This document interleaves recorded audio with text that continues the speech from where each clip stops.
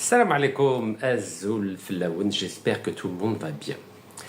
Aujourd'hui, on va parler d'un thème qui fait partie des objectifs de mon engagement politique en Algérie depuis 2013, c'est la lutte contre la corruption. Vous savez que depuis que j'ai retrouvé mes droits politiques, civils, administratifs, financiers et nationaux en Algérie, je me suis astreint à un seul objectif qui est le suivant. Comment améliorer l'image de l'Algérie à l'étranger? Comment redorer l'image de notre pays à l'étranger après 4 mandats de feu Abdelaziz Bouteflika qui ont écorné profondément, durablement et négativement l'image de l'Algérie à l'étranger. Et je me suis engagé à essayer d'apporter ma contribution, aussi humble soit-elle, à la meilleure manière d'obtenir à la fois des résultats sur le plan diplomatique et de faire en sorte que l'Algérie ne soit pas perçue comme un pays de corruption. Alors d'aucuns pourraient dire que c'est une utopie. Utopie, c'est-à-dire un vœu pieux.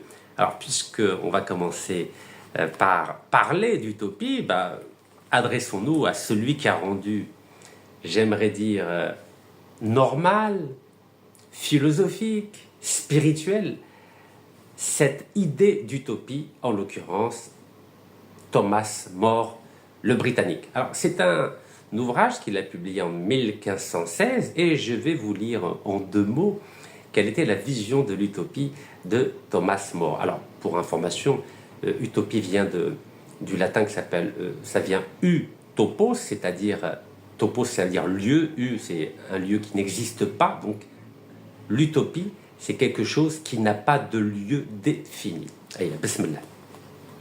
Malheur au pays où l'avarice et les affections privées, c'est-à-dire les intérêts privés, siègent sur le banc des magistrats. Ce cri aux résonances si modernes, c'est en 1516 que le lance Thomas More, juriste au service de la couronne d'Angleterre, alors porté par Henri VIII. À l'époque, le roi d'Angleterre s'appelait Henri VIII. Pour ceux qui ne le savent pas, Henri VIII a décidé de ne plus respecter l'autorité du pape qui était à Rome pour des raisons d'ordre privé. Et c'est ainsi qu'est née une religion nationale protestante qu'on appelle l'anglicanisme en Angleterre à partir du XVIe siècle. Je poursuis. Triste cire, triste règne. 3 petits points. Abus, corruption, raquette, injustice, iniquité des lois. Iniquité, c'est-à-dire injustice des lois. La société féodale de l'époque offre un tableau d'une violence révoltante aux âmes éprises d'humanité. Thomas More rêve alors d'un autre monde, un peu comme nous en Algérie. Une république exemplaire, c'est-à-dire qui soit citée en exemple à travers le monde entier, où la propriété individuelle et l'argent seraient abolis. D'aucuns diront que c'est un vœu pieux. Une république de citoyens vertueux, amoureux de sagesse et de paix. Ce pays merveilleux, c'est l'utopie. Seuls les philosophes, hélas, ou les fous, sont capables d'y croire. Alors, nous, en tant qu'Algériens, est-ce qu'on croit en l'utopie, c'est-à-dire une république vertueuse où finalement les décideurs de notre pays n'auraient qu'un seul souci, être honnêtes, sages et être au service de la population. Alors on va en parler évidemment car il y a quelques jours a été publié un rapport de la Commission européenne qui parle de la corruption et de l'état de la corruption. Et parmi les pays qui sont cités, il y a l'Algérie. Alors je vais faire un petit aparté sur le plan de la corruption morale, car il y a évidemment différentes formes de corruption, corruption financière, politique, morale, philosophique, religieuse, bref, il y a énormément de formes de corruption. Alors je vais parler d'un petit livre, très sommairement, qui s'appelle le Livre blanc sur la fraude, ou corruption, qui avait été publié par le bureau de campagne de l'ancien candidat aux élections présidentielles qui s'appelle M. Ali Benflis, que j'ai eu l'occasion de rencontrer à plusieurs reprises avant 2019. Vous savez que c'est un homme que je respecte beaucoup. Je sais que certains Algériens ont un point de vue différent, comme pour n'importe quel homme politique dans notre pays, mais je trouve que c'est un homme sage, c'est un homme qui a de l'expérience, c'est un homme de droit. Il était à la fois avocat, bâtonnier, ministre de la Justice, Premier ministre, secrétaire général du FLN et candidat malheureux à plusieurs élections présidentielles algériennes. Et en 2014, lorsqu'il avait essayé d'être candidat aux élections présidentielles, en tout cas il a été de fait candidat aux élections présidentielles, en juin 2014, il a décidé donc de publier ce livre sur la fraude, donc en clair sur la corruption morale et politique en Algérie. Et j'ai trouvé que c'était assez audacieux de sa part, car à l'époque, évidemment, très peu en Algérie parlaient de corruption. Vous savez, j'étais un des seuls à parler de corruption à l'époque. Les Algériens avaient peur, car le feu Abdelaziz Bouteflika, ou plutôt ceux qui parlaient en son nom, avaient exercé un pouvoir sans partage sur l'ensemble des secteurs de la société algérienne, que ce soit le secteur politique, financier, institutionnel, administratif, sportif, etc., etc. Donc je trouvais que ce livre blanc sur la fraude de M. Ali Benflis, où il parle notamment de mécanismes de contrôle et de recours inefficients, était symptomatique de cette époque-là. Alors, est-ce que entre 2014 et 2025, les choses ont évolué? Nous allons en parler. Alors, je vais essayer d'être simple, je vais essayer même d'être sobre. Est-ce que c'est une utopie que de lutter contre la corruption? Alors, à titre personnel, car à un moment donné, il faut aussi parler de ce qui a été fait sur le plan personnel. Vous savez, nous avons 46 millions d'Algériens, plus 7 millions qui vivent à l'étranger. Chacun, en fonction de ses moyens, de son engagement, de son temps, de son degré de courage ou de lâcheté, peut, ou doit, ou essaye, ou envisage de lutter à sa manière, là où il est, contre la corruption, que ce soit dans une municipalité, une APC, que ce soit dans une entreprise privée ou publique, ou dans une institution, bref, chacun là où il est peut lutter contre la corruption, soit en dénonçant des faits de corruption, soit en essayant d'engager une action, que ce soit une action militante, une action juridique, une action politique, une action médiatique ou une action intellectuelle. Bref, il y a diverses formes de lutte contre la corruption que chacun de nous, en tant qu'Algérien, peut, doit ou envisagerait de faire.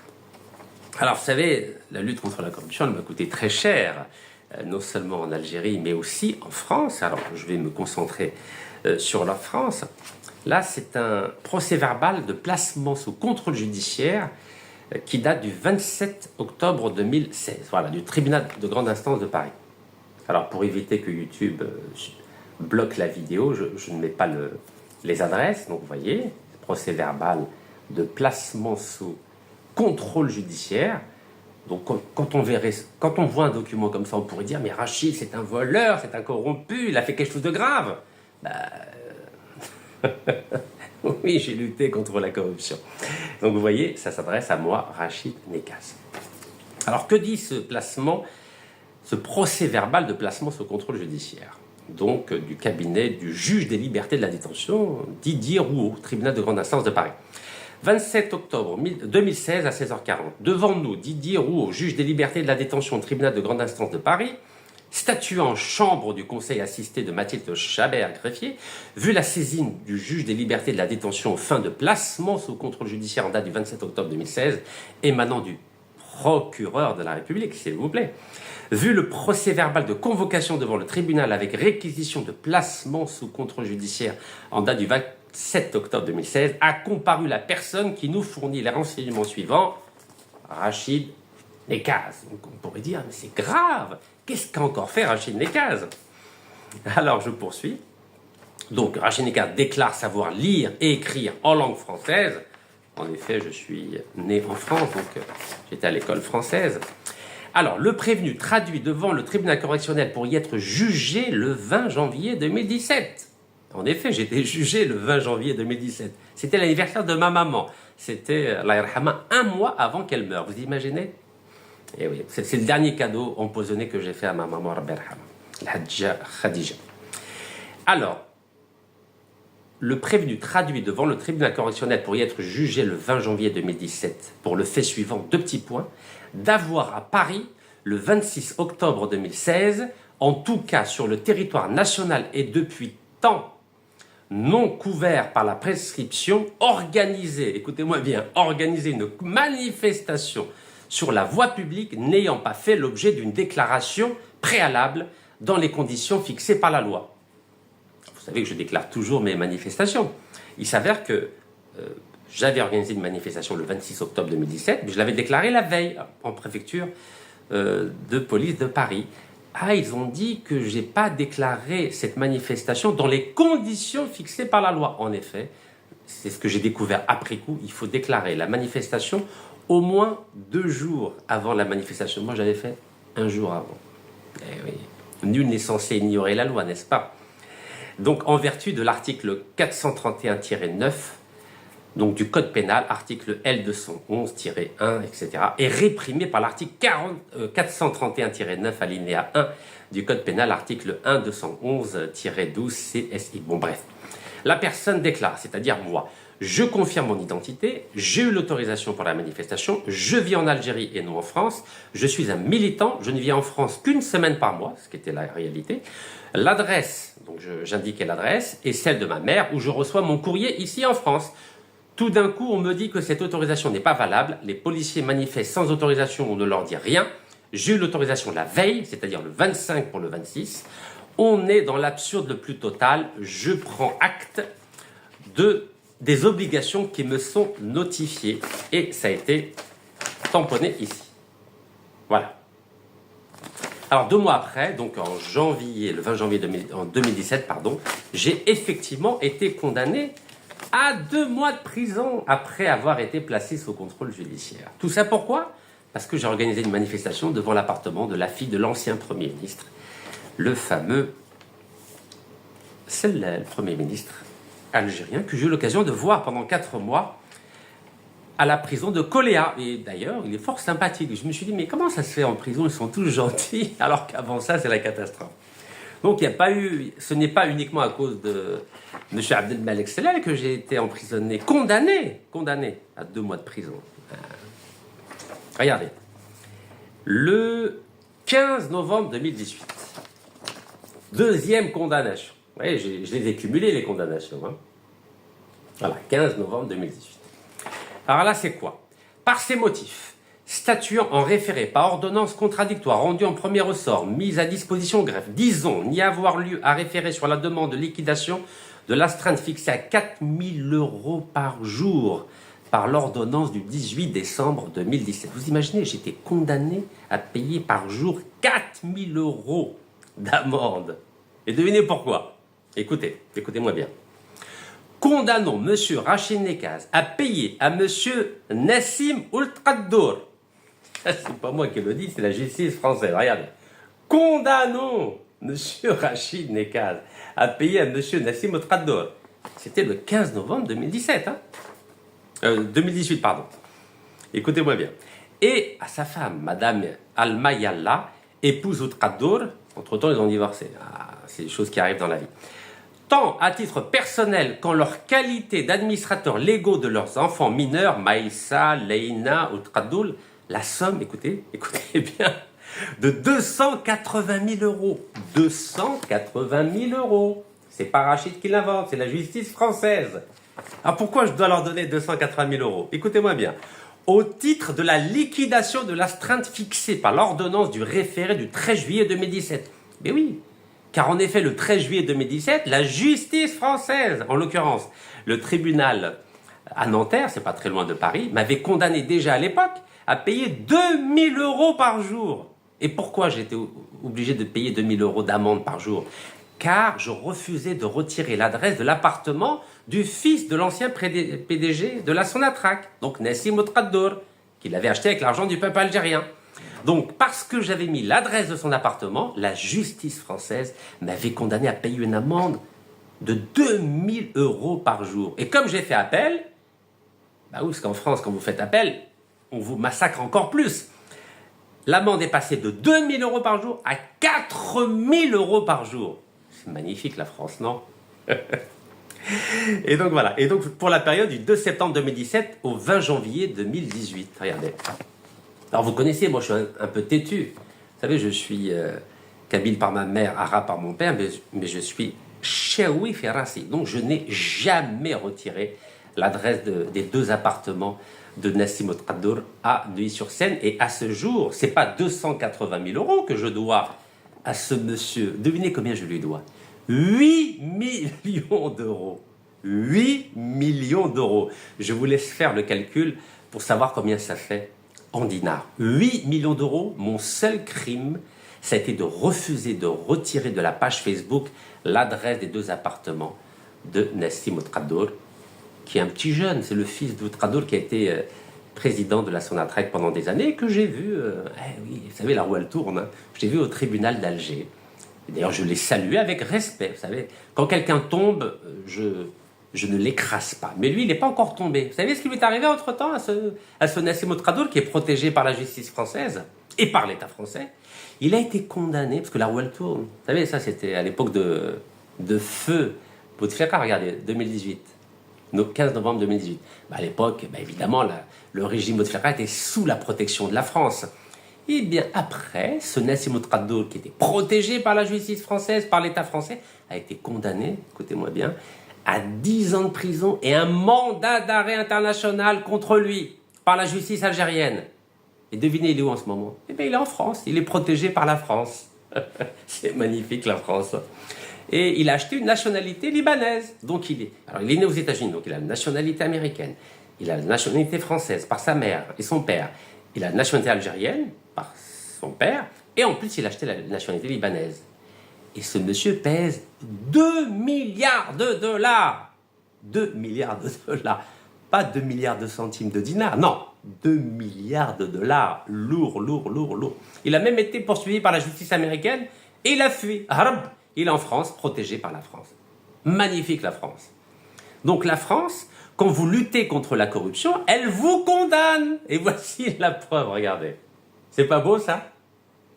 Donc je dois encore à ce jour à Nassim Al-Qaddour 8 millions d'euros. À l'époque, c'était 280 000 € jusqu'au 15 novembre 2018. Mais 4 000 € par jour depuis le 15 novembre 2018, on est en juin 2025, ça fait 8 millions d'euros. C'est beau la France. C'est magnifique la France. Donc voilà. Donc condamnons M. Rachid Nekaz à payer à M. et à Mme Nassim Al-Qaddour une indemnité de 2 000 € en plus au titre de l'article 700 du Code de procédure civile. Ben oui, parce que quand vous faites appel, on vous fait payer votre appel de façon supplémentaire. Et ils ont dit, nous rappelons que la présente décision est exécutoire par provision. Donc c'est immédiatement, il faut payer tout de suite. Donc 4 000 € par jour. Et c'est tout de suite qu'il faut les payer. 4 000 € par jour. Voilà. C'est beau ou pas? Donc pour copie certifiée conforme le 20 novembre 2018. Vous voyez, je n'invente rien. Je n'invente rien. Un beau tampon bien bleu. Je suis bab, je suis bab. Donc vous imaginez? D'abord, contrôle judiciaire, parce que j'ai manifesté devant l'appartement de la fille de l'ancien Premier ministre. Ensuite, condamnation, 2 mois de prison le 20 janvier 2017, à 1 mois du décès de ma maman, Rabbi Rahama, vous imaginez? Bon, tout ça pour vous dire, ça coûte cher, la lutte contre la corruption. Alors, est-ce que depuis ces années-là, ça va mieux en Algérie? Écoutez, quand on voit ce que vient d'annoncer le 11 juin 2025, c'est-à-dire hier, la Commission européenne, donc voilà, je vous lis ce qui est écrit. La Commission européenne met à jour la liste des pays à haut risque afin de renforcer la lutte internationale contre la criminalité organisée. Vous voyez, 11 juin. Donc c'est la Commission européenne par le biais de la représentation en France. Regardez. La Commission européenne a mis à jour sa liste des pays et territoires à haut risque présentant des carences stratégiques dans leurs régimes nationaux de lutte contre le blanchiment de capitaux et le financement du terrorisme. Alors, il y a des abréviations, ça s'appelle LBC pour lutte contre le blanchiment. Voilà, LBC, c'est lutte contre le blanchiment. Et FT, c'est financement du terrorisme. Alors, bismillah. Voilà, vous voyez le beau drapeau européen. Vous savez, je rêverais qu'on ait un beau drapeau de la Fédération nord-africaine et de l'Union africaine, hein, mais réel, hein, pas uniquement dans les mots. Vous savez, nous, on adore se fâcher avec tout le monde. En Afrique, on est les rois du fâchage. Bon, bref.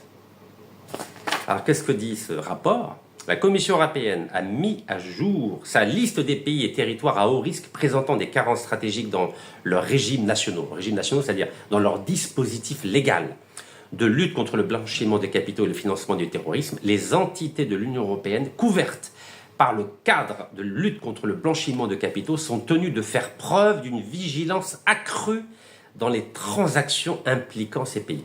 Cela est important pour protéger le système financier de l'Union européenne. Donc en clair, quand ils publient des rapports, les Européens, c'est pas pour aider les pays de la planète à lutter contre la corruption. Non, non, non, c'est pas ça la motivation. La motivation, c'est pour protéger le système financier de l'Union européenne. Voilà, c'est écrit ici. C'est pour protéger le système de l'Union européenne. Voilà, le système financier de l'Union européenne. Alors, qu'est-ce qu'ils disent dans ce rapport? Un certain nombre de juridictions de pays tiers ont été ajoutées à la liste donc de ces pays qui ne luttent pas assez contre le blanchiment des capitaux et contre le financement du terrorisme.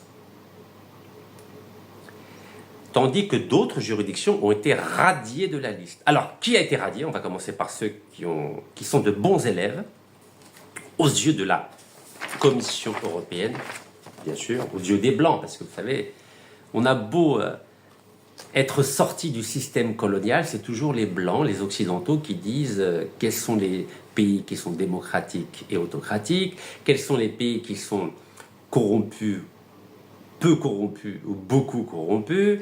C'est toujours les Blancs qui disent est-ce que les élections, il y a de la fraude ou pas de la fraude. C'est toujours eux qui disent bon, on va envoyer des observateurs pour contrôler si les élections se sont bien passées ou pas.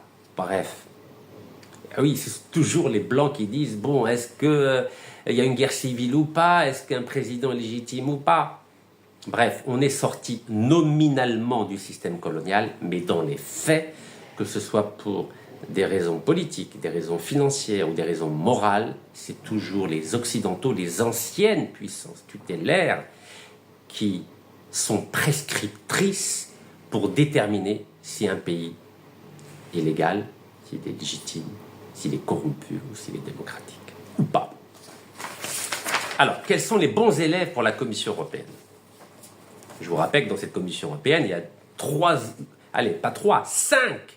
cinq grandes puissances coloniales. La France, l'Angleterre, l'Espagne, le Portugal et l'Allemagne. Et aujourd'hui, ils nous disent si c'est bien ou pas bien ce qu'on fait. Mais allez. Alors, quels sont les bons élèves pour la Commission européenne? Vous avez la Barbade, vous avez Gibraltar, c'est un tout petit pays, Gibraltar, c'est au sud de l'Espagne, ça dépend de l'Angleterre. La Jamaïque, Panama, Philippines, Sénégal. Sénégal, s'il vous plaît. Je connais bien le Sénégal, vous savez, le plan B que j'ai imaginé a fonctionné au Sénégal. L'Ouganda et les Émirats arabes unis. Donc, dans ces bons élèves qui luttent contre le blanchiment des capitaux et contre le financement du terrorisme, vous avez deux pays africains, en l'occurrence le Sénégal et l'Ouganda, et vous avez un pays arabe, les Émirats arabes unis. Et vous savez, ce n'est pas nos meilleurs amis, hein, mais c'est des bons élèves pour la Commission européenne. Alors maintenant, qui sont les mauvais élèves pour la Commission européenne? Après, on va rentrer dans les détails. Alors, on est obligé de commencer par ordre alphabétique, parce que tout ça se fait par ordre alphabétique. Et dans les mauvais élèves, il y a un pays que nous connaissons tous, c'est l'Algérie, et que nous aimons tous, c'est l'Algérie. Regardez. L'Algérie, mauvais élève. Voilà. Vous arrivez à lire? Allez, voilà, c'est ici. Voilà. Algérie. Voilà. Alors, Algérie, Angola, Côte d'Ivoire, Kenya, Laos, Liban, Monaco. Monaco, c'est un paradis fiscal, c'est un mauvais élève. Vous savez, Monaco, ça se trouve, c'est au sud de la France, toute petite principauté, un peu comme Andorre entre la France et l'Espagne. Donc, Monaco, on peut dire que c'est la France. Mauvais élève, Monaco. Bon, ça va. Namibie, Népal et Venezuela. Alors, Venezuela, c'est un peu comme l'Algérie, vous savez, pays extrêmement riche sur le plan énergétique avec du pétrole. C'est un des pays qui a les plus importantes réserves de pétrole au monde, le Venezuela. Alors, on va essayer de décortiquer. Donc, Algérie, Angola, Côte d'Ivoire, Kenya, Namibie, 5 pays africains. Très mauvais élèves. En tout cas, mauvais élèves. Soyons justes. Mauvais élèves. Donc, 5 pays africains. Vous avez Laos, Népal, 2 pays asiatiques. Et vous avez le Liban, pays arabe, Monaco, pays européen, et Venezuela, pays d'Amérique latine. Donc on est dedans. Pour la Commission européenne, l'Algérie vient d'entrer dans les pays qui ont des carences stratégiques dans leurs régimes nationaux de blanchiment de capitaux et le financement du terrorisme. Donc cette étude est parue au mois de mai, c'est-à-dire qu'elle est représentative de ce qui s'est passé jusqu'en 2024. Donc, cette étude ne tient pas compte de ce qui s'est fait depuis janvier 2025. Alors, la liste actualisée tient compte des travaux du groupe d'action financière qu'on appelle GAFI, groupe d'action financière. Donc, en anglais, ça s'appelle le FATF, c'est-à-dire Financial Action Task Force, et en particulier de sa liste des juridictions faisant l'objet d'un suivi renforcé. Donc, vous imaginez l'Algérie, avec les différents pays que je viens d'indiquer, Angola, Côte d'Ivoire, Kenya, Laos, Liban, Monaco, Namibie, Népal et Venezuela, fait partie des pays qui font l'objet d'un suivi renforcé. Donc on est un peu comme dans une classe, un élève qui a du mal à suivre. Voilà, donc notre pays, sur le plan de la lutte contre le blanchiment des capitaux et du financement du terrorisme, on fait partie des élèves qu'il faut suivre, qu'il faut surveiller. Vous imaginez ? On est indépendant depuis le 3-5 juillet 1962, on a un drapeau, on a un passeport, on a des frontières, on a une armée, mais l'Europe a dit, bon, l'Algérie, hein, comme ces autres pays, il faut les suivre, hein, voilà, parce que c'est pas ça encore. Hein. Vous vous rendez compte ? C'est pas uniquement dans le cadre de la lutte contre le blanchiment des capitaux, c'est aussi pour le financement du terrorisme. Donc qu'est-ce qu'ils sont en train de dire, les Européens ? Ils sont en train de dire que notre pays finance le terrorisme. Est-ce que vous imaginez la gravité de ce rapport de la Commission européenne ? On continue, on poursuit. La Commission est étroitement associée au suivi des progrès réalisés par les juridictions inscrites sur la liste. Voilà, on est comme un élève, voilà. Ah, il a fait des progrès cette année. Ah, bah là, il peut mieux faire. Donc on est dans la catégorie a fait des progrès, mais peut mieux faire. Et cette Commission européenne nous aide à mettre pleinement en œuvre des plans d'action respectifs convenus avec ces fameux groupes d'action financière, les GAFI. L'alignement sur le GAFI est important pour respecter l'engagement de l'Union européenne à promouvoir et à mettre en œuvre les normes mondiales. Vous vous rendez compte ? Vous savez qu'on a signé un accord avec l'Union européenne en 2005 et l'Algérie, vous savez combien elle a perdu ? 30 milliards de dollars à cause de cet accord d'association avec l'Union européenne. Alors l'Algérie, vous savez qu'elle a remis en question cet accord d'association. Et maintenant, comme on a remis en question l'accord d'association, c'est une hypothèse que j'émets.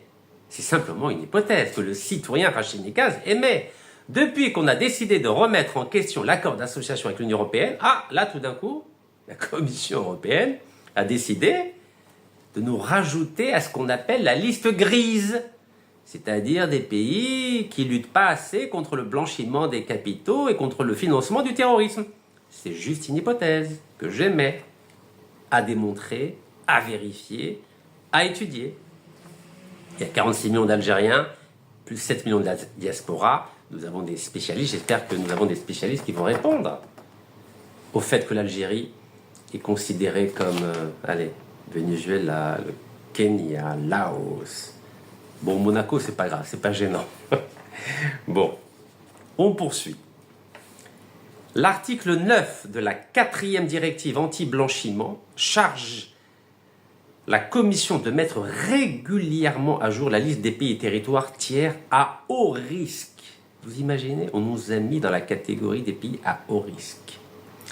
La mise à jour de la liste prend la forme juridique d'un règlement délégué qui entrera en vigueur après examen et non d'objection du Parlement européen et du Conseil dans un délai d'1 mois, qui peut être prolongé d'1 mois. Est-ce que vous imaginez? C'est-à-dire que le Parlement européen, qui est un parlement politique, c'est lui qui décide de mettre en vigueur cette liste et de dire qui sont les bons et les mauvais élèves en termes de lutte contre le blanchiment d'argent des capitaux et de lutte contre le financement des terroristes. Vous imaginez? C'est un organisme politique qui décide, bon, toi tu es un bon élève, toi tu es un mauvais élève. Et je vous ai fait le lien entre le fait que l'Algérie fait partie maintenant de cette liste grise des pays à haut risque et le fait que l'Algérie a décidé de remettre en question l'accord d'association avec l'Union européenne. Voilà ce que nos amis européens ont décidé de publier au mois de mai. Alors vous savez que l'Algérie, c'est le plus grand pays d'Afrique.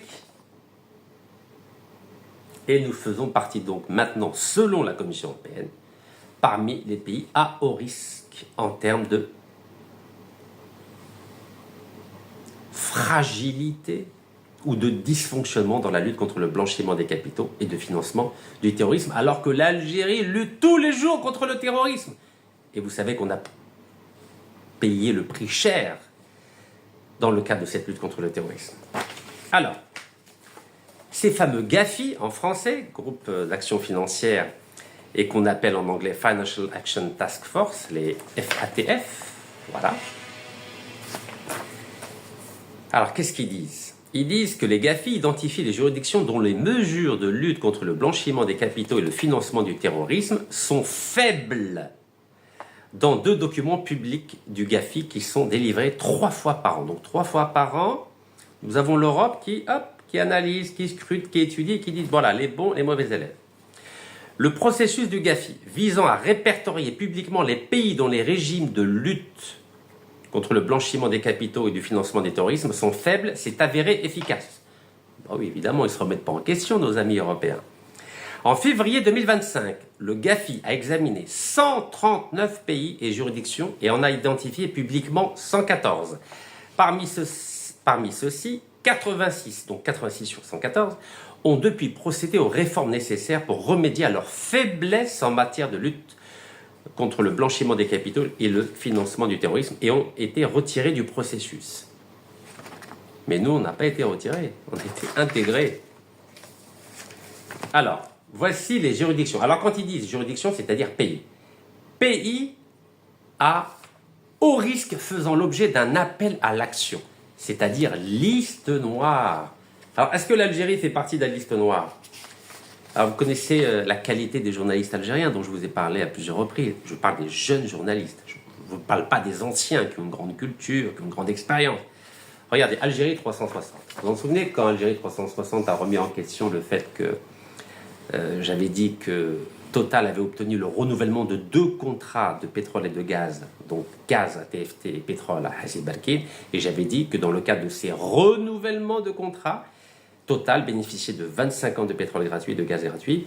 Algérie 360 avait cité un article français de 20 minutes pour essayer de me discréditer. Alors, que dit Algérie 360, journaliste, bon, je ne vais pas citer son nom pour ne pas l'embêter.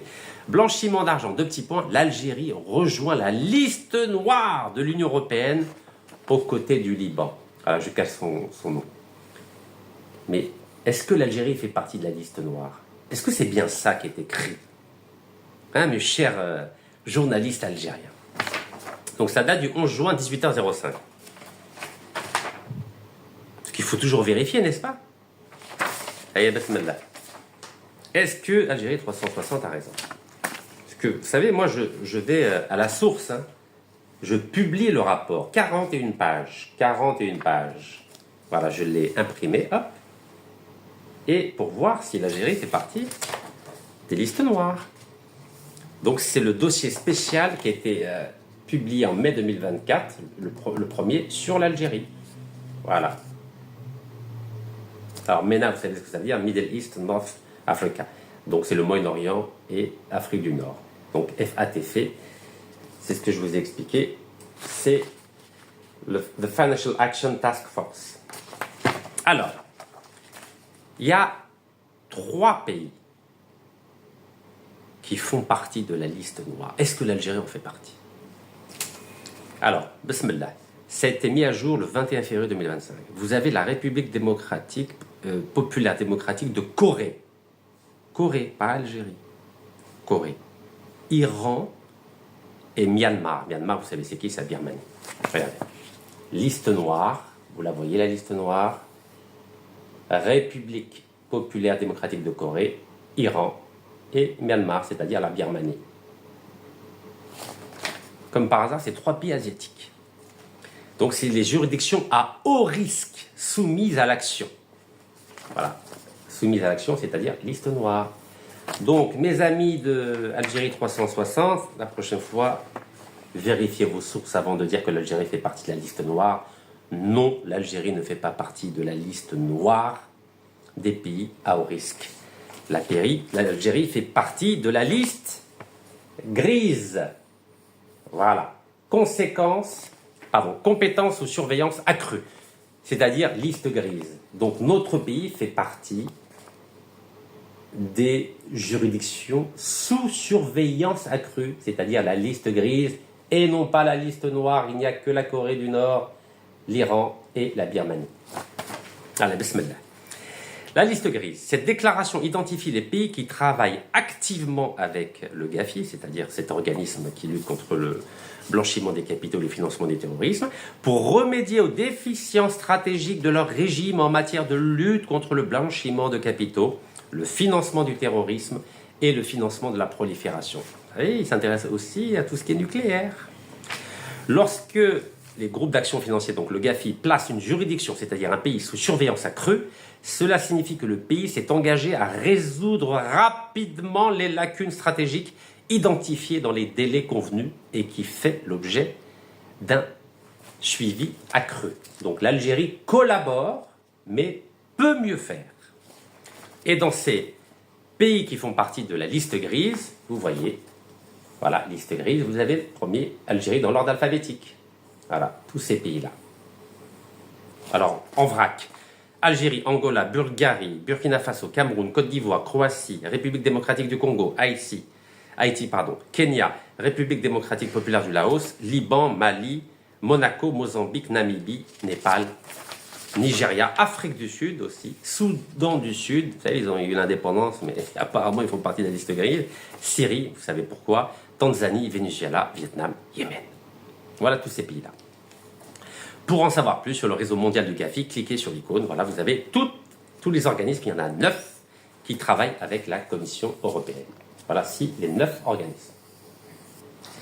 Voilà, et le rapport, il est là. Spécifique à l'Algérie. Il fait 41 pages, il est en anglais. Donc, pour ceux qui veulent lire, c'est en anglais. Donc, évidemment, cet organisme pointe certains dysfonctionnements par rapport à la lutte contre le blanchiment des capitaux et le financement du terrorisme, mais l'Algérie s'est engagée à apporter un certain nombre de modifications, certain nombre de mises à jour sur le plan juridique et sur le plan réglementaire pour sortir de cette liste grise des pays qui ne luttent pas assez contre le blanchiment des capitaux et contre le financement du terrorisme. Donc d'ailleurs, c'est ce qu'on voit au niveau de la partie conclusion où, en clair, la Commission européenne dit essayez quand même de faire des efforts. C'est vrai que vous avez fait beaucoup d'efforts, mais vous pouvez en faire davantage. Alors, pourquoi on est considéré comme un pays corrompu? Vous savez pourquoi? C'est parce que l'Algérie, elle a le malheur d'avoir ce qu'on appelle l'or noir. L'or noir, il a la même couleur que cette cravate que j'ai portée aujourd'hui. Cet or noir représente plus de 90% des devises dans notre pays. Donc les devises de notre pays ne viennent pas du travail, ils ne viennent pas des salariés ni des entrepreneurs, les devises viennent d'une ressource, or noir et gaz, donc pétrole et gaz, qui viennent du bon Dieu, Allah subhanahu. Donc les Algériens ne participent ou participent très peu à la création de richesses. Si nous n'avions pas de pétrole et de gaz, vous savez que nous serions dans une situation extrêmement difficile. Et cet or noir, donc le pétrole et le gaz, favorisent terriblement la corruption. Tout à l'heure, je me suis un peu attardé sur le Venezuela, qui a exactement les mêmes problèmes que l'Algérie, c'est-à-dire que les pays qui ont du pétrole et du gaz sont extrêmement corrompus. Car c'est de l'argent facile. Et il y a tout un système qui a été mis en place, notamment avec les multinationales comme Total, pour justement détourner des millions de dollars, pour ne pas parler de milliards de dollars. Je vous ai parlé rapidement tout à l'heure de Nassim Al-Qaddour. Il y a un certain nombre de mécanismes qui ont été mis en place entre les pays producteurs de pétrole ou de gaz et les multinationales pour détourner dans des banques étrangères, notamment dans les paradis fiscaux, des milliards de dollars de la corruption et de pots de vin. Alors, je vais vous citer quelques noms, vous les connaissez. Vous connaissez ce duo de choc, regardez, à l'aéroport d'Alger. Vous savez, c'est le salon VIP. Regardez, c'est Emmanuel Macron sur son tweet qui avait publié le 11 novembre 2014 avec Abdeslam Bouchouareb. Vous savez, c'est une grande histoire d'amitié, d'amour, d'intérêt entre les deux hommes. Vous savez, normalement, le 11 novembre, un homme politique français, il va devant la mémoire du soldat inconnu, vous voyez, devant... Ah non, lui, il fait des business à Alger, regardez. Et depuis 2017, c'est le grand amour, le grand amour entre Emmanuel Macron et Abdeslam Bouchouareb, ancien ministre de l'Industrie. Regardez les belles photos. Regardez les belles photos. C'est beau, hein? Ah, c'est beau. C'est beau l'amitié, l'amour, les intérêts. Regardez. Je ne sais pas combien de fois ils se sont rencontrés, ces deux hommes. Regardez. Incroyable. Et là, vous avez au milieu, là, vous avez avec le sourire, là, l'ancien ministre de l'économie, ancien Premier ministre, ancien président du Conseil constitutionnel français, monsieur Laurent Fabius, plus jeune Premier ministre de France avant que ce monsieur devienne président. Regardez, une belle histoire, hein. Vous savez, la politique, le business, ça va bien ensemble, regardez. Ils ne se quittent plus, regardez. Ils sont ensemble tout le temps. Ah, Emmanuel Macron, il aime bien les ministres algériens corrompus, hein, regardez. Main dans la poche. C'est magnifique, hein. Donc, vous savez que c'est sous Emmanuel Macron que j'ai été condamné à 2 mois de prison et à payer 1 million d'euros à notre ami Nassim Al-Qaddour. Tout ça parce que j'ai mis l'adresse d'un appartement à Neuilly-sur-Seine. Vous imaginez? Ouais, c'est Emmanuel Macron, et c'est sous Emmanuel Macron j'étais emprisonné à Fresnes. Et qu'on a saisi tous mes comptes bancaires, bloqué tous mes comptes bancaires, saisi tous mes appartements. Regardez. Qu'est-ce qu'ils peuvent se dire, là? Regardez. Emmanuel Macron et Abdeslam Bouchouareb. C'est incroyable quand même, hein. Donc en France, quand vous êtes corrompu, vous avez l'amitié du président de la République, et quand vous luttez contre la corruption, on vous condamne à de la prison. Voilà, là, le 3 décembre 2014, c'était sur le site officiel du ministre de l'économie, qui était à l'époque Emmanuel Macron. Regardez ce qu'il a mis. Donc 3 décembre 2014, 9h30, accueil de Abdeslam Bouchouareb par Emmanuel Macron. Et à 10h, signature des 8 protocoles. Business. Vous pouvez vérifier. C'est sur le site officiel du ministère de l'économie français. Rencontre entre Emmanuel Macron et Abdeslam Bouchouareb. Comme s'ils ne s'étaient pas assez rencontrés comme ça. Ouais, c'est incroyable quand même, hein. Donc, signature de 8 protocoles. C'est beau le business quand même, hein. Et ça tombe bien, vous savez, moi j'étais emprisonné en Algérie le 4 décembre 2019. Et là, c'était le 3 décembre 2014, 5 ans avant, Bouchouareb et Emmanuel Macron, ils signent 8 protocoles. Puis moi, je vais en prison. C'est beau, c'est magnifique. Alors, regardez. Le pauvre Abdeslam Bouchouareb, il a été écorché par le scandale des Panama Papers. Regardez, il a des comptes en Suisse, au Luxembourg, Panama. Il a une société qui s'appelle Royal Arrival, on va le dire en français, Arrival Corporation, qu'il a créé le 1er avril 2015. Oh, bah oui, écoutez, regardez, créé le 1er avril 2015. C'est beau, non? 1er avril 2015. Bah oui, parce qu'il faut bien cacher l'argent qu'il a... Regardez. Bah oui, les 8 protocoles qu'il a fait avec Emmanuel Macron, regardez. Ça date du 3 décembre 2014, site officiel du ministère de l'économie français. Il a signé 8 protocoles avec Emmanuel Macron.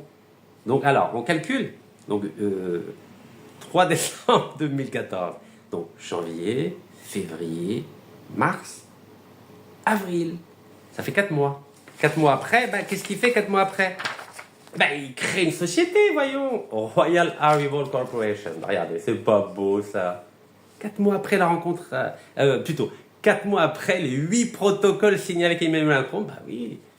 Et puis, peut-être qu'il y a des désirs de... Peut-être qu'il veut devenir le roi d'Algérie. Hein. Regardez, il a choisi le mot royal, l'adjectif royal. Oui, peut-être qu'il voulait, après feu Abdelaziz Bouteflika, peut-être qu'il voulait être le premier roi d'Algérie, après Massinissa, etc. C'est bon, hein? Je trouve ça génial. Alors qu'il était ministre, hein, normalement, on est ministre, on s'occupe de l'Algérie, des intérêts de l'Algérie, du peuple algérien, des entreprises algériennes, voilà. Non, Abdeslam Bouchouareb, hein. Non, Abdeslam Bouchouareb, vous savez, il est tout seul à l'aéroport d'Alger, discute avec Macron, grand amour, grande amitié. Non. Il faut se remplir les poches un petit peu. Alors, activité de l'entreprise de M. Abdeslam Bouchouareb. Et je n'invente rien, regardez, c'est bien son nom là, non? Monsieur Bouchouareb Abdeslam. Owner, c'est-à-dire le propriétaire. Bon. Alors, business international, agent commercial, représentation commerciale, négociation, contrats commerciaux. Ça fait beaucoup, ça. Dans le domaine des travaux publics, du train et maritime, activité maritime. Regardez, je n'invente rien. Mais il est extraordinaire, Abdeslam Bouchouareb. Vous avez compris pourquoi on a du mal à sortir de la catégorie des pays qui ont du blanchiment d'argent? De la lutte contre le blanchiment d'argent? Bah oui, si la France nous aide à blanchir l'argent, pas moi, vous savez. Alors ils ont essayé de me salir, ils ont tout fait pour me salir, mais ils ont du mal, hein. Le général Denis Favier, le vice-président de Total, il a fait tout ce qu'il pouvait, mais il a fait des erreurs. Et donc maintenant, c'est lui-même qui est mis en examen. Vous imaginez? J'ai réussi à mettre en examen le général français Denis Favier, vice-président du groupe Total. Alors ça va mettre des années, 5 ans, 10 ans, 15 ans, mais allez, c'est pas grave. Même si je meurs, il y aura mon fils. Si c'est pas mon fils, il y aura d'autres. On va aller jusqu'au bout. Ne vous inquiétez pas, j'ai tout mon temps, Inch'Allah. Donc vous voyez, c'est à cause des gens comme ça qu'on a du mal à lutter contre le blanchiment d'argent. Regardez. C'est un document officiel, vous savez, je n'invente rien. Alors, je vous ai déjà publié à l'époque, hein, 2015, 2016, les actes notariés de notre ami Abdeslam Bouchouareb. Vous savez, quand vous voyez ça, excusez-moi d'être familier, mais vous êtes dégoûté. Vous êtes dégoûté par tous ces voyous qu'il y a dans notre pays. Mais mais qu'est-ce qu'ils ont dans la tête? Regardez. Des délinquants en nœud papillon. Regardez. Cheikh Ibrahim avec sa femme, palestinienne. Vous imaginez? Vous vous rendez compte, ce monsieur a été haut fonctionnaire à la Banque mondiale, il a été président de la Sonatrach et en même temps ministre de l'énergie et des mines. Vous imaginez, il contrôlait tout. Et vous savez que la Sonatrach, c'est 90% des devises du pays. Et bien lui, il faisait ce qu'il voulait avec. Alors il a commencé à prendre de l'argent et à donner à ses copains, à ses copines, etc. Mais évidemment, ils peuvent faire la fête. Vous avez compris pourquoi on a du mal à sortir de la catégorie de la liste grise? Alors, il n'y a pas que lui, vous savez, vous avez... Regardez comment il se tient, regardez, il met les deux bras comme ça, là. Il ne sait même pas se tenir. Regardez, à Marseille, Dani, à cause de lui, sa famille, j'ai eu le nez cassé et j'entends plus rien de l'oreille droite. Mon oreille droite détruite à 100%. En tout cas, le système auditif de l'oreille droite détruit à 100% à cause des corrompus comme ça. Et vous avez vu la vidéo 6 octobre 2017. Je revenais de Birmanie pour soutenir les Rohingyas, les musulmans Rohingyas de Birmanie, avec feu le député courageux Hassan Haribi, Rabbi Rahmon, Inch'Allah, il est mort. Rabbi Rahmon. C'était le seul parlementaire algérien qui a accepté de venir avec moi en Birmanie pour apporter notre soutien aux Rohingyas musulmans de Birmanie qui ont été expulsés. Plus d'1 million ont été expulsés, massacrés, déchiquetés. Et oui. Alors, heureusement que le député Hassan Haribi a été autorisé à entrer en territoire birman. Moi, j'ai été expulsé. Et le lendemain de mon arrivée à Paris, où j'allais organiser une manifestation contre le bien mal acquis, l'appartement qu'il avait acheté avec l'argent du peuple algérien, j'ai eu le nez cassé et j'ai failli mourir. Heureusement qu'il y avait les policiers municipaux. Vous imaginez? C'est dur de lutter contre la corruption, c'est pas facile. Regardez-moi ça. Et là, il se balade tranquillement entre le Maroc et l'Angleterre. Alors, je vous ai dit, c'est à cause de l'or noir qu'on a des problèmes. Et notamment à cause de cette entreprise-là, Total. Et Total. Total qui a mis en place un programme de prévention et de lutte contre la corruption. Incroyable. Total. Regardez. Total. 300 personnes. Total a embauché 300 personnes dans le cadre de son programme de lutte contre la corruption. Vous imaginez? Regardez, 8 pages. Mais il faut lire, il faut lire pour voir dans quel monde nous vivons. Total, partenaire de l'Algérie, partenaire de la Sonatrach, Total. Total. Regardez Total. Vous savez que j'ai combattu Total. Ça m'a coûté cher, Total. Denis Favier. Donc, ils sont présents dans 130 pays, 100 000 employés, vous imaginez? Qui sont potentiellement des corrupteurs. C'est pas moi qui le dis, c'est pas moi qui le dis. Vous savez, quand vous voyez ça, quand vous voyez l'hypocrisie de la France, vous avez vu Emmanuel Macron avec Abdeslam Bouchouel, signature de 8 protocoles, 4 mois après, il ouvre une entreprise à Panama, en Suisse, au Luxembourg, pour l'argent qu'il a gagné avec les entreprises françaises, il les a placés, évidemment. Et aujourd'hui, il est toujours en France, protégé par l'État français, protégé par M. Macron, alors qu'il a été condamné en Algérie à 5 fois 20 années de prison pour corruption, détournement de fonds, blanchiment de capitaux. Et la France dit non, c'est le grand ami de la France. Et il est tranquille sur la côte d'Azur. Il n'a même pas fait une seconde en garde à vue, alors que moi, vous savez, j'étais emprisonné. Et Total, comme ils sont mignons. Ils ont créé une adresse email qui s'appelle éthique@total.com. Ben oui, parce que c'est une entreprise éthique, Total, évidemment. Elle est morale, c'est incroyable. On a l'impression que c'est comme un prêtre. Regardez, prévention et lutte contre la corruption. Incroyable. Alors, Total, regardez Total. Total condamné pour corruption en marge d'un contrat gazier en Iran. C'est génial, non?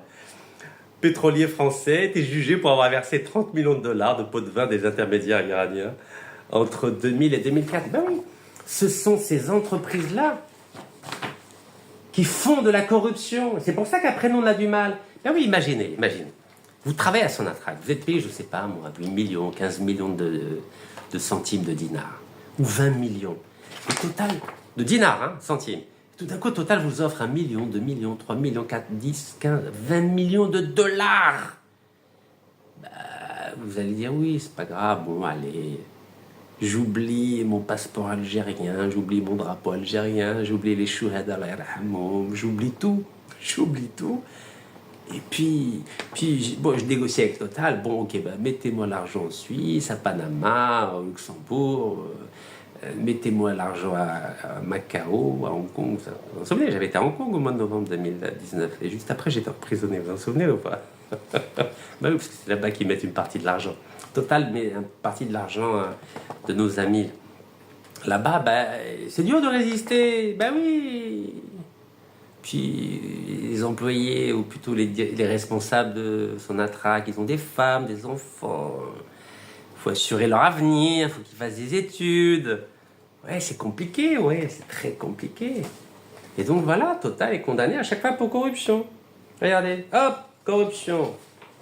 Total paiera 398 millions de dollars dans un dossier de corruption en Iran. C'est les Américains qui leur ont dit attention, hein, corruption, attention, il faut payer, hein, sinon on va vous ridiculiser à travers le monde entier. Vous vous rendez compte? Les Français là qui nous donnent des leçons matin, midi et soir, archi corrompus les Français, archi corrompus. Et c'est les Américains qui ont obligé les Français à mettre en place un programme de lutte contre la corruption. Vous imaginez? C'est un peu comme aujourd'hui les Français. Voilà, je vais ramener où est-ce qu'ils sont les Français là, nos amis français. Les Européens, pardon. Les Européens, voilà, les Européens, c'est eux qui disent à l'Algérie, attention, il faut lutter contre le blanchiment de capitaux et le financement du terrorisme, attention. Hein.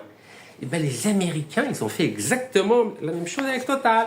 Attention, hein, maintenant, je vous ai donné une amende, 398 millions de dollars, parce que vous avez corrompu des responsables iraniens.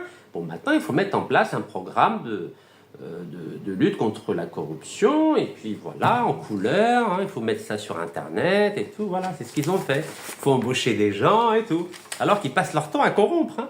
Ils passent leur temps à corrompre. Bon, nos amis Total.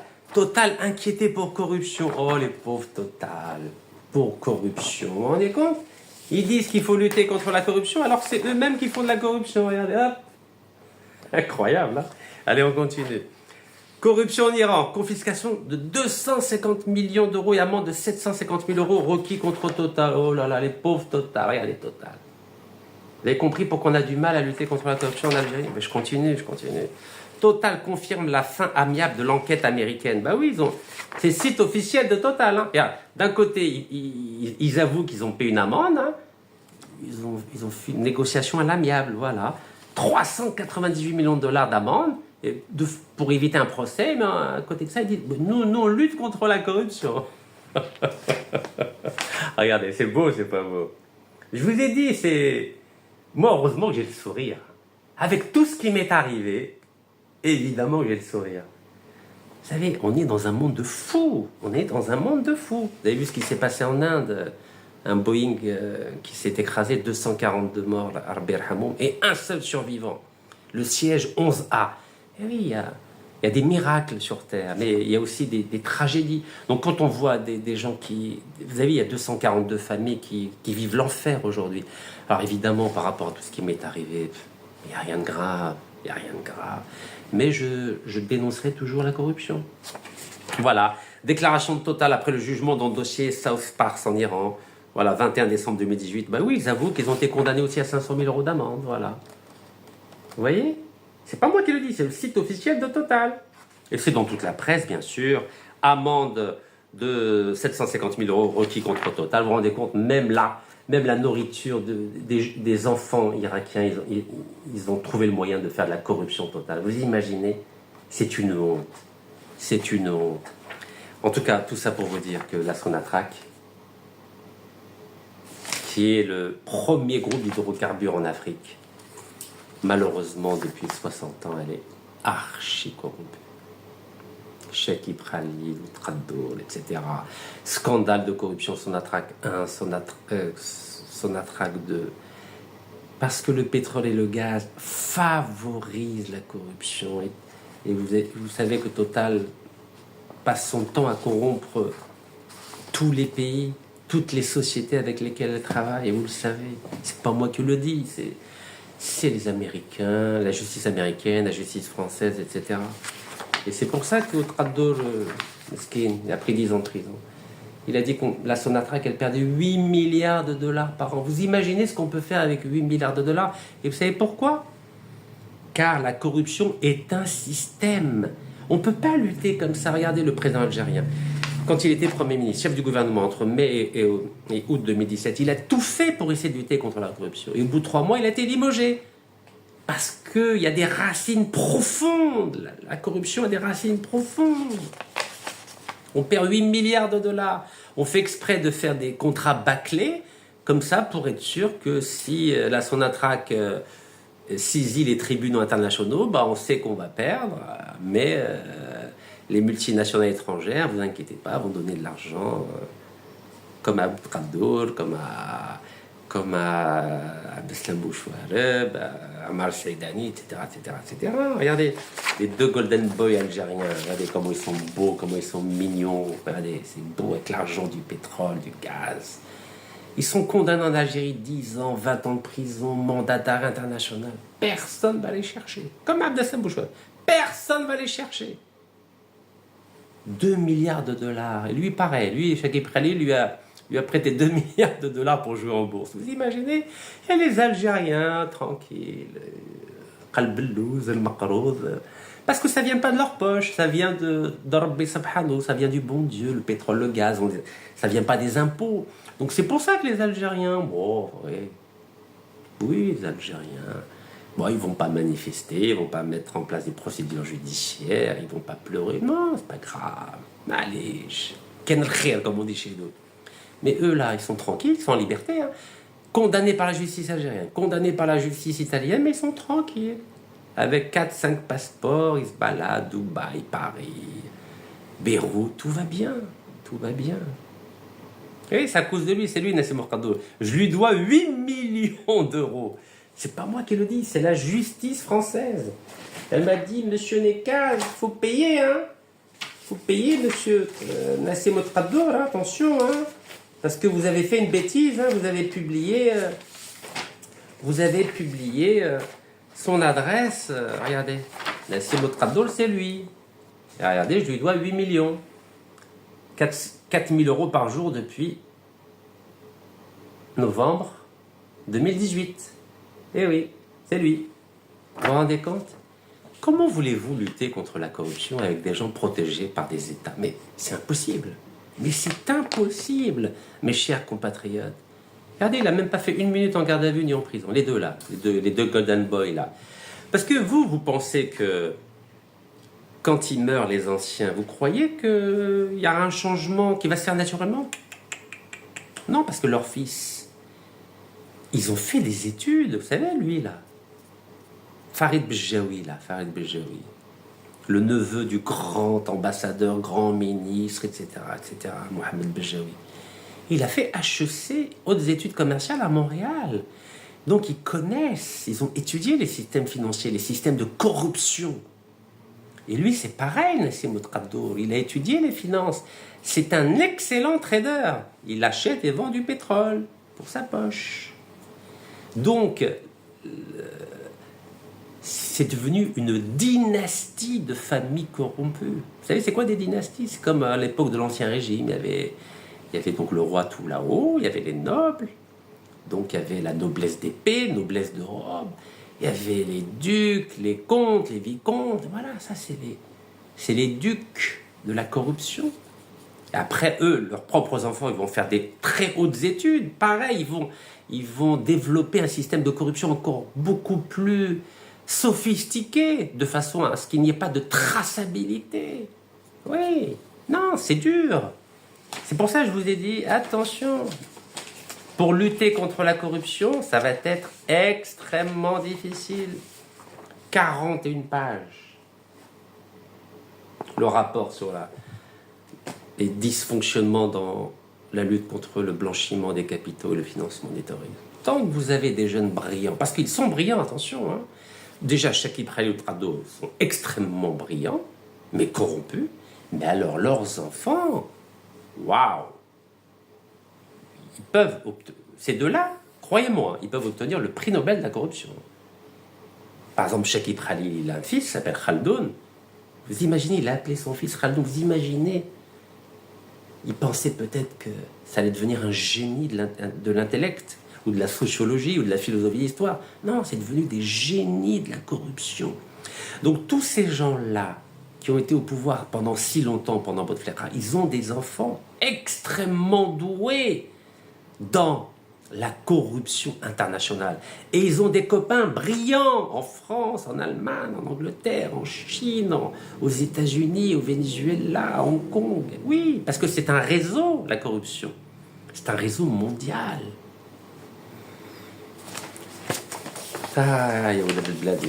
Et voilà, le malheur de l'Algérie, c'est la Sonatrach, c'est l'or noir, le gaz et le pétrole. Car évidemment, vous croyez qu'on peut contrôler du gaz qui passe dans des gazoducs ou dans des méthaniers? Vous croyez que du pétrole qui passe dans des oléoducs, vous croyez qu'on peut contrôler pour savoir il y a combien qui part, combien d'argent qui rentre? Le Nigeria a le même problème. Très compliqué de lutter contre la corruption. C'est pour ça que je soutiens l'action du président de la République, c'est Abdelmadjid Tebboune, car je sais que c'est pas facile. Quand vous avez des pays qui ne veulent même pas collaborer avec l'Algérie pour extrader Nassim Ouattara, protégé par la France, pour extrader Farid Bejaoui, protégé par la France, pour extrader... Où est-ce qu'il est, le beau gosse là? Pour extrader Shakib Khalil, protégé par les États-Unis. Voilà, Habibna. Vous savez, il y a tellement de feuilles, je ne sais plus quoi vous dire. Mais tellement de feuilles. Pour extrader Abdeslam Bouchouareb, protégé par la France et défendu par une avocate stagiaire. Pardon, c'est l'Algérie qui défend le dossier d'extradition. Plutôt, excusez-moi, je m'en mêle les pinceaux. Donc notre beau pays a fait appel à une stagiaire avocate pour défendre la demande d'extradition d'Abdeslam Bouchouareb en Algérie. Évidemment qu'on a échoué. Et ce cabinet d'avocats et le patron, monsieur Maître Kevin Grossman, est un juif du Maroc. Et vous savez qu'on a d'excellentes relations et avec Israël et avec le Maroc. Et nous, on fait appel à un cabinet, pas nous, hein. En tout cas, un homme au ministère de la Justice, je suppose, ou à l'ambassade à Paris, je ne sais pas, il fait appel à un cabinet d'avocats dont le patron est juif marocain. Vous savez, moi, j'ai beaucoup de respect pour nos cousins juifs. Vous savez, on a le même patriarche, hein, c'est Abraham. Sidna Abraham, d'ailleurs, on vient de fêter... la grande fête religieuse et spirituelle de l'Eid, El-Kébir. Donc c'est nos cousins les juifs, il n'y a pas de problème avec nos cousins juifs. Mais il est avocat juif marocain, donc juif, donc Israël, donc deux pays avec qui on a d'excellentes relations. Et en plus, ce cabinet d'avocats, il met une petite jeunette. Allez, on va être gentil, parce qu'on m'a traité de misogyne. Voilà, il a confié le dossier de l'extradition d'Abdeslam Bouchouareb, ce cabinet d'avocats, donc qui est juif du Maroc, à une jeune avocate qui a 5 ans de métier. En Algérie, elle n'aurait même pas le droit de déposer un dossier à la Cour suprême, au Conseil d'État, parce qu'en Algérie, il faut avoir 10 ans de métier pour être agréé Conseil d'État et Cour suprême. Donc, vous voyez, le président de la République, c'est Abdelmadjid Tebboune, il fait tout ce qu'il peut pour rapatrier l'argent que ses anciens ministres cachent dans les banques occidentales ou asiatiques. Mais s'il est entouré de personnes qui ne veulent pas que les choses avancent, il ne peut rien faire, le président Abdelmadjid Tebboune.